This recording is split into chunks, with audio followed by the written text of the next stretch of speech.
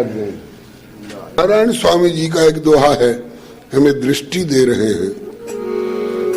संतो दिशंत चक्षुंषि बहिर्क समुत्थितः देवता बांधवा संतः संत आत्मा अहमेव च। ठाकुर जी कह रहे हैं कि संत के रूप में मैं ही हूं। संत मेरी आत्मा है और संत नेत्र प्रदान करते हैं, दृष्टि प्रदान करते हैं। जिन आंखों से जगत देखा जाता है, ये आंख तो ब्रह्मा जी देते होंगे, लेकिन जिन आंख से जगदीश देखे जाते हैं वो आंख तो संत देते हैं। तो श्री नारायण स्वामी जी एक दोहे में हम लोगों की स्थूल दृष्टि को कृपा का अंजन लगा करके और सूक्ष्म दृष्टि प्रदान कर रहे हैं। बताते हैं कि गरीबी को अभिशाप मत समझो मेरे प्यारे बंधुओं, गरीबी बहुत उत्तम अवसर है।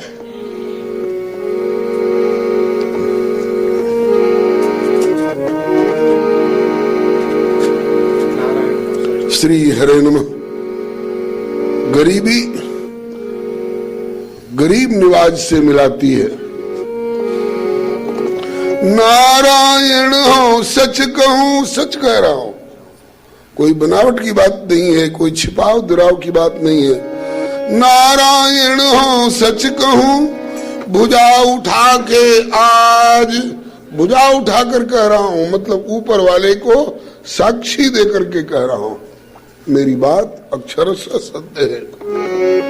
नारायण हो सच कहूं, भुजा उठा के आज, जो मन बने गरीब तू तो मिले गरीब निवाज। जो मन बने गरीब तू तो मिले गरीब निवाज। सुदामा भैया की गरीबी अभिशाप वाली गरीबी थी थोड़े, अपनाई हुई मांग कर वरदान के रूप में ली हुई गरीबी है। अगर अभिशाप वाली गरीबी होती तो द्वारका से लौटने के बाद सुदामा भैया गेहूं की रोटी नहीं खाता,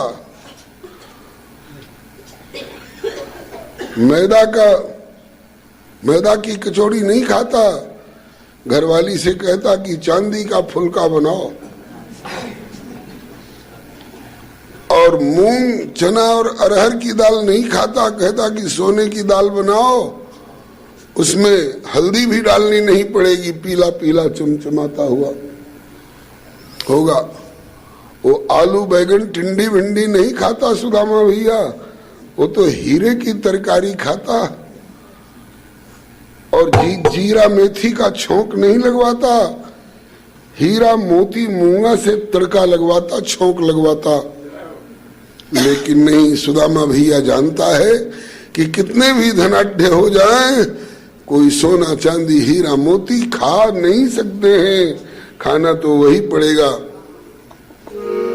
यहाँ तक कि विश्वंभर भी, सर्वेश्वर भी धरती पर आते हैं और सर्वेश्वरी भी न्योता देती हैं, तो कौन चीज का न्योता देती हैं? उड़द की दाल गेहूं के फूल का, उड़द की दाल गेहूं के फूल का, अरे टेटी को साग और बेझर की रोटी, टेटी को साग और बेझर की रोटी, और उसमें भी अरे तेरी गरज पड़े तो खाए गई बुला गई राधा प्यारी, अरे तेरी गरज पड़े तो खाए गई बुलाए गई राधा प्यारी। कान्हा बरसाने में आए गई और बुलाए गई कान्हा बरसाने में आए गई बुलाए गई राधा प्यारी। श्री सुदामा भैया के लिए वर्णन आया है कि 2 लोक की संपत्ति, 2 मुट्ठी चूरा, तीसरी तो खाने दी नहीं रुक्मिणी जी ने, 2 मुट्ठी चिवरा के बदले में त्रिलोकीनाथ ने 2 लोक की संपदा श्री सुदामा के उस झोपड़ी को महल में परिणत करके उसमें भर दी है। लेकिन क्या सुदामा भैया ने उस 2 लोक की संपत्ति को पा करके और विलासी जीवन अपना पसंद किया? नहीं नहीं, श्री प्रियादास जी महाराज ने वर्णन किया है, वाही हार ढरे।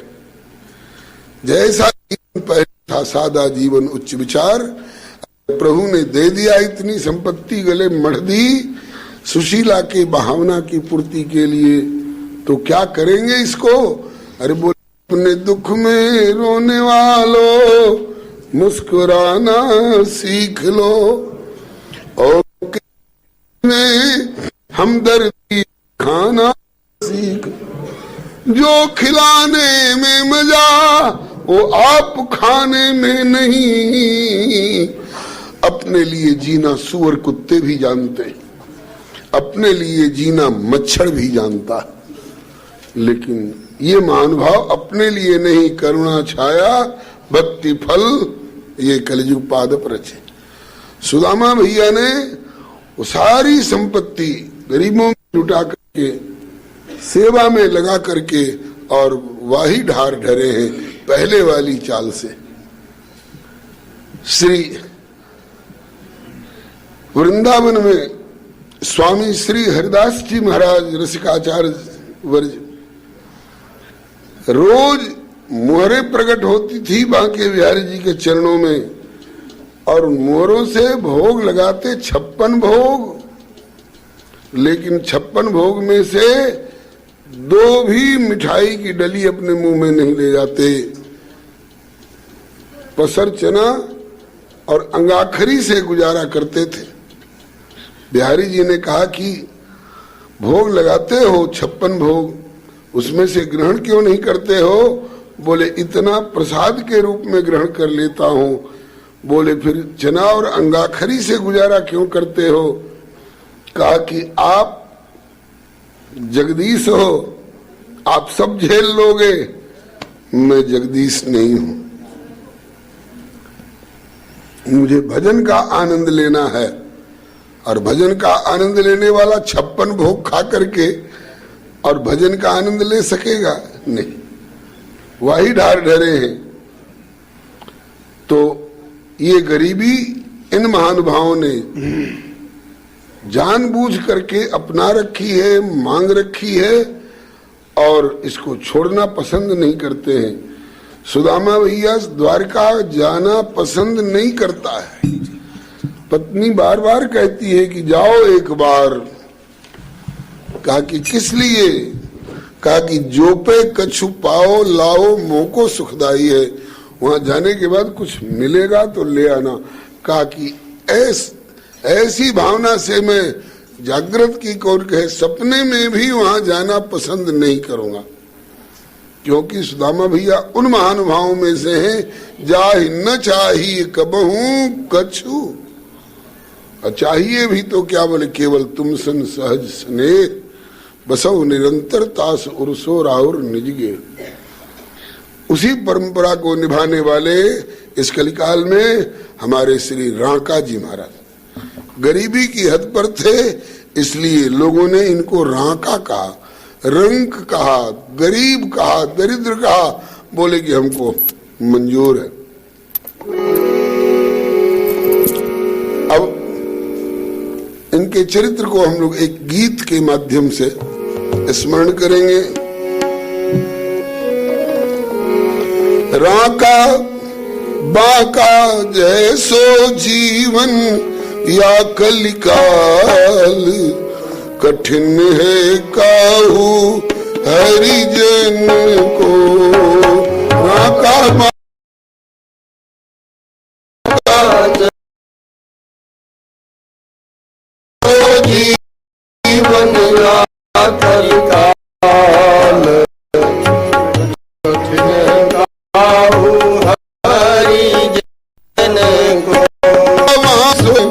कठिन हरिजन को। भागा जैसो जीवन या कल काल, कठिन है काहू हरि जन को। हरि के जो जन होते हैं, जो दुनिया वालों के जन हैं उनकी तो बात अलग है, लेकिन जो हरि के जन होते हैं वे अपने हरि का अनुसरण करते हैं। हरि भी कहते हैं निष्किंचना वयम शश्वत, हम निष्किंचन हैं, प्रभु का उद्घोष है। रुक्मिणी जी से कहे निष्किंचना वयम शश्वत,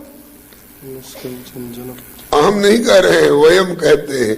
अपने इस दिव्य अच्युत गोत्र वाले परिवार को सम्मिलित करते हुए कह रहे हैं निष्किंचना वयम शश्वत और निष्किंचन जन प्रिय, निष्किंचन जनों को प्यार करता हूं।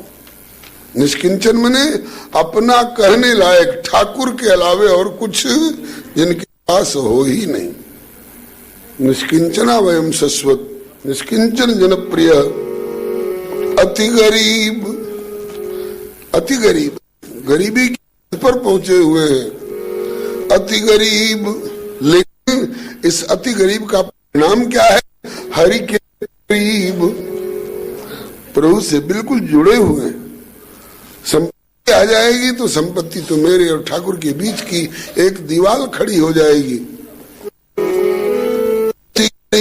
हरि के नित्य कर्म बचन हरु मन से, गरीब के कर्म वचन हो व्यतीत सत्संग,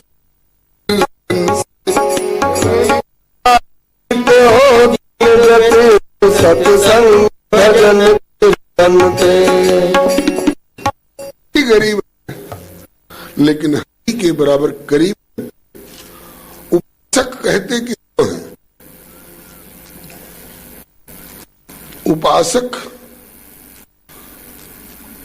इसमें दो शब्द हैं। उपासना करने वाले उपासक हैं। उपासना में दो शब्द हैं, उपासना कहते हैं और आसना कहते हैं स्थिति को। बराबर अपने को प्रभु के समीप अनुभव करे, तन से चाहे कितनी दूरी हो, लेकिन मन से बराबर जुड़े हुए हैं, वे सच्चे उपासक हैं। सच्चे उपासक हैं, अत्यंत गरीब हैं, लेकिन हरि के करीब रहने वाले हैं। कर्म, वचन और मन से अतिशय पुनीत। और इस परिणाम क्या है? कहते हैं त्रिगुणात्मक संसार सत्य तम के बीच में रहते हैं, लेकिन सत्य और तम का इन पर नहीं है, इनके ऊपर उठे हुए।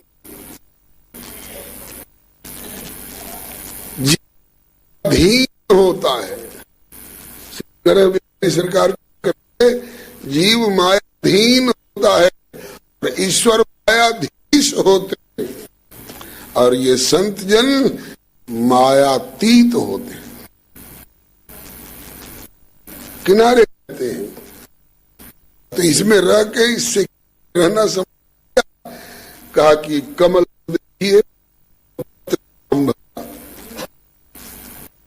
कमल जल में ही रहता है, जल में ही पैदा होता है, जल में ही रहता है, जल से पोषण पाता है। लेकिन एक चुल्लू जल लेकर कमल पर, कमल के पत्ते पर डालिए तो यूं बिखेर के किनारे कर देता है, जैसे पता नहीं कैसा पॉलिश इस पर रखा, पानी टिकता ही नहीं है।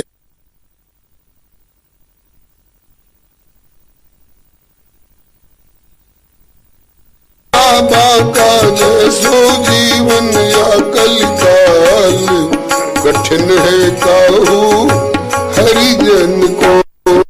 बाबा का जैसो जीवन या कलिकाल, कठिन है काहू हरिजन को। ऐसे लोगों के पीछे ठाकुर ऐसे डोलता है, कैसे? बोले कि भक्तन हित भगवान नित ज्यों गौ बच्छ गोहन फिर। बछड़े के पीछे पीछे जैसे गैया डोलती है, भक्तन संग भगवान नित ज्यों गऊ बच्छ गोहन फिरे। भक्तों के पीछे पीछे डोलते हैं। किस लिए डोलते हैं? एक तो इनके प्रति प्रभु का प्यार है, और दूसरे और भी कारण बताते हैं। निरपेक्षम मुनिम शांतम निर्वैरम समदर्शनम अनुव्रजाम्यहम नित्यम पूजे ये त्यंघ्रि रेणुभिः। मैं ऐसे लोगों के पीछे पीछे अनुव्रजाम्यहम, पीछे पीछे गमन करता रहता हूँ, पीछे पीछे डोलता रहता हूँ। कैसे लोगों के पीछे पीछे? उन्हें निरपेक्षम, जिनको संसारी किसी पदार्थ की, न हीटर की, न कूलर की, न गद्दा की, न सौर की, न सोफा सेट की, दुनियादारी वाले विलासिता पूर्ण पदार्थों की जिन्हें कोई आवश्यकता नहीं। निरपेक्षम मुनिम, मननशील होते हैं, आत्मा परमात्मा के कर्तव्य का मन जो प्रभु के प्रति निर्वाह, मननशील, नित्य और अनित्य का जो विचार करते रहते। नित्य में मन को लगाए रखो, अनित्य से अपने को जहां तक बने किनारे रखो। तो निरपेक्ष मुनिम, जो निरपेक्ष हो चाहिए कब हो, और जो मुनि मननशील हो। निरपेक्षम मुनिम शांतम, हर स्थिति में जो शांत रहने वाले हैं। जो जड़ बुद्धि वाले होते हैं वो तो कुछ मिल गया था घी के दिए जलाओ, जीत मिल गया था घी के दिए जलाओ, जीत गया भाई जीत गया, ठेला वाला जीत गया।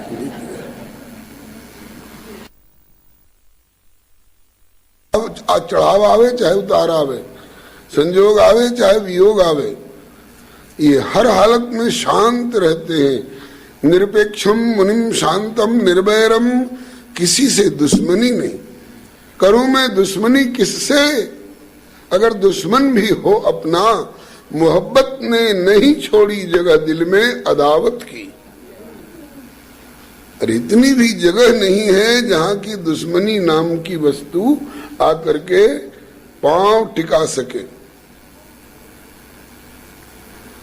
निर्वैरम समदर्शनम, अपना पराया इनके लिए कोई नहीं। शत्रु मित्र का भाव इनके यहाँ होता ही नहीं है। कबीर खड़ा बाजार में, सबकी मांग एक है, ना काहू से दोस्ती और ना काहू से बैर। निरपेक्षम मुनिम शांतम निर्वैरम समदर्शनम अनुप्रजाम्यहम नित्यम। ऐसे लोगों के जिनमें ऐसे लक्षण होते हैं उनके अनुप्रजाम्यहम, ठाकुर बोल रहे हैं, उनके पीछे पीछे मैं डोलता रहता हूँ। किस लिए डोलते हो प्यारे? बोले कि पूये ये त्यंघ्रि रेणुभिः, उनके चरणों से लग करके वहां की धूल थोड़ी उड़ेगी और वो मेरे ऊपर पड़ेगी तो मैं धन्य हो जाया करूंगा।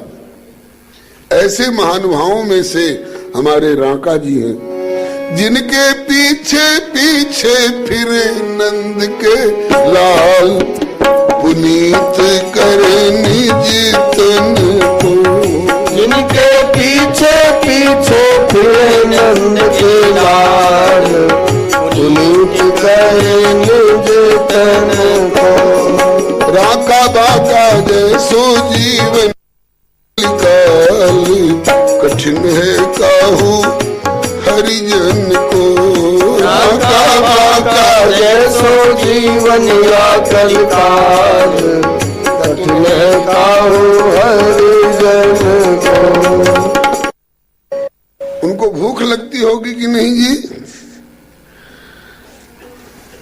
भूख लगती होगी तो अन्न की जरूरत पड़ती होगी कि नहीं जी? कहते हैं कि नारद बाबा ने भक्ति सूत्र में कहा है कि शरीर धारण किए हुए महान भाव को तो भोजनादि व्यापारस्त्वा शरीर धारणावधि।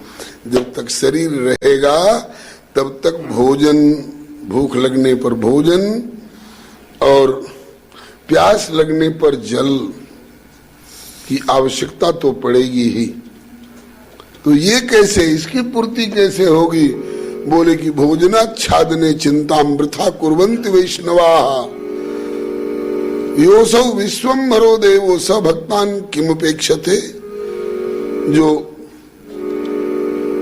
विश्वम्भर के चरणों में समर्पित हो चुके हैं वो विश्वम्भर पर ही निर्भर करते हैं। तो क्या निकम्मे होते हैं, निठल्ले होते हैं, कुछ श्रम सेवा वगैरह नहीं करते हैं? बोले सब करते हैं, लेकिन अपने लिए नहीं करते हैं, ठाकुर के लिए करते हैं। श्री कबीर जी कहते हैं कि चलो कबीर, चलो कबीर उद्यम करें, कुछ उद्यम करें, क्योंकि बैठा देगा कौन? उद्यम के सिर लक्ष्मी और पंखा के सिर पौन। गर्मी लग रही है तो पंखा रखा हुआ है, थोड़ा हाथ से यूं हिला लिया करो, पसीना सूख जाएगा। ऐसे ही कुछ चाहिए तो थोड़ा उद्यम कर लिया करो। और उद्यम भी कितना, उद्यम भी कितना। बहुत से लोग ऐसे होते हैं जो कहते हैं कि जब से जगे तब से और जब तक सो नहीं जाए तब तक पहले थोड़ा ट्यूशन कर लो, उसके बाद किसी फर्म में नौकरी कर लो, वहां से लौट के आओ तो किसी का अकाउंट संभाल दो। माने जुते रहो और कमाते रहो, बटोरते रहो, कमाते रहो, बटोरते रहो। और ठाकुर जी के नाम पर बोले कि वो तो हम कुछ नहीं कर सके। तो ऐसा नहीं होना चाहिए। उद्यम भी कितना, बोले साईं इतना दीजिए जामे कुटुंब समाए, मैं भी भूखा ना रहूं, कोई साधु न भूखा जाए। इतना के लिए तो कुछ कर लेना चाहिए, करना चाहिए, करना पड़ता है। इसके लिए राका जी को क्या करना होगा? बोले उधर मां ही कुछ पढ़ना चाहिए, यह तन की मजबूरी। उधर मां कुछ पढ़ना चाहिए, यह तन की मजबूरी। ये तो शरीर की लाचारी है सबके लिए। उधर में कुछ पढ़ना चाहिए, उधर मां ही कुछ पढ़ना चाहिए, ये सबकी मजबूरी। उधर मां कुछ पढ़ना चाहिए, यह तन की मजबूरी। या के हित व्यवहार में कुछ उद्यम है जरूरी। या के हित व्यवहार में कुछ उद्यम है जरूरी। जंगल जाके लकड़ी, जंगल जाके लकड़ी तोड़े सूखी डाल, न छेड़े ये हरित वन को। जंगल जाके लकड़ी तोड़े सूखी डाल, न छेड़े ये हरित वन को। जंगल जाके लकड़ी तोड़े, लकड़ी तोड़ते हैं और बाजार में बेचते हैं, लेकिन लकड़ी भी कैसी तोड़ेंगे? सूखी लकड़ी जो अपने आप पेड़ पर किसी कारण से सूख गई है। जंगल के लकड़ी तोड़े सूखी डाल, न छेड़े ये हरित वन को। जंगल जाके लकड़ी तोड़े सूखी डाल, न छेड़े ये हरित वन को। राका बाका ये सो जीवन या कलिकाल, कठिन है काहू हरिजन को। राका बाका जैसो जीवन या कलिकाल, कठिन है काहू हरिजन को। जंगल में जाते और सूखी लकड़ी तोड़ते, हरी नहीं। हरी टूट जाए तो अफसोस होता कि अरे मैंने हरी लकड़ी तोड़ ली। हम नाखून काटने लग जाएं, अमनिया करने लग जाएं, तो ऊपर वाले नाखून को काटने से कोई पीड़ा नहीं, और थोड़ी सी चमड़ी जहां लगी हुई हो वहां से अगर थोड़ी कट जाए, अरे दर्द होता है अपने को। इस तरह से पेड़ों में भी, वृक्षों में भी जान है। हरी डाली नहीं छेड़ेंगे तो किसी दिन लकड़ी पा गए और किसी दिन लकड़ी नहीं भी मिली। समय समय की बात, जा दिन लकड़ी मिल गई वह दिन बेच सोच कछुलावे। जा दिन लकड़ी मिल गई वह दिन बेच सोच कछुलावे। पाक बनावे भोग लगावे पहले अतिथि जिमावे। पाक बनावे भोग लगावे पहले अतिथि जिमावे। पीछे शीत प्रसादी, पीछे शीत प्रसादी ले ही बचे जो थाल। आदेश यही शास्त्रन को, पीछे शीत प्रसादी ले बचे जो थाल। आदेश यही शास्त्रन को। राका बाका जैसो जीवन या कल का, कठिन है काहू हरिजन को। राका बाका जैसो जीवन या कल काल, कठिन है काहू हरिजन को। दोनों तरह के दिन आते जीवन में। किसी दिन लकड़ी मिल गई और किसी दिन लकड़ी नहीं भी मिली। जिस दिन लकड़ी मिल गई उस दिन लकड़ी का बोझ लेकर बाजार में जाते, बेचते, और जो भी रुपया धेला, चौवन्नी अठन्नी मिल जाती, उससे भोजन की सामग्री लाते। चावल, दाल, साग, सब्जी और भी जो आवश्यक उपकरण होते, रसोई बनाते, पवित्रता पूर्वक ठाकुर जी को भोग धरते। ठाकुर जी जब आरोग लेते तो प्रसाद के रूप में फिर अपने यहाँ कोई अतिथि आए हों तो उनको जिमा लेते, तृप्त कर लेते, और उसके बाद जो बच जाता उसको प्रसाद समझ करके ग्रहण करते। ये यज्ञ प्रसाद, यज्ञ शिष्ट प्रसाद कहा जाता है। अपने लिए जो पकाता है उसके लिए ठाकुर जी ने कहा कि वो पाप खाता है। भुंजते ते त्वघम पापा, ये पचन त्यात्म कारणात्। मनुष्य में और पशु में क्या अंतर है? मनुष्य में पशु में यही अंतर है, पशु अपने लिए ही सब कुछ करता है। बंदरिया अपने बच्चे को दूध तो पिला देगी, लेकिन उसके सामने कोई खाद्य पदार्थ है और उसके बच्चे ने उस पर झपट्टा मारा तो बच्चे को भी किनारे करके अपने ग्रहण करेगी। कुतिया अपने बच्चे को दूध पिला देगी, लेकिन कोई खाद्य पदार्थ मिला तो अपने बच्चे को भी एक बार वहां से भगा देगी। अपने पांग, अपने लिए कमाए, अपने लिए बनाए, अपने खाए, तो कहते हैं कि ये तो पशु जीवन है। यही पशु प्रवृत्ति है कि आप ही चरे, वही मनुष्य है कि जो मनुष्य के लिए मरे। परार्थे प्राज्ञ उत्सृजित। श्री कर बिहारी सरकार बाबा कहते कि बांट खाए तो बरकत, और केवल आप खाए तो हरकत। आप लोग बरकत पसंद करेंगे कि हरकत? हरकत माने परेशानी और बरकत माने उन्नति, विकास। परेशानी कोई पसंद नहीं करता, बरकत सब चाहते हैं, लेकिन बरकत वाला काम भी तो करो। बरकत कैसे होगा? बोले बांट खाए तो बरकत और केवल आप खाए तो हरकत।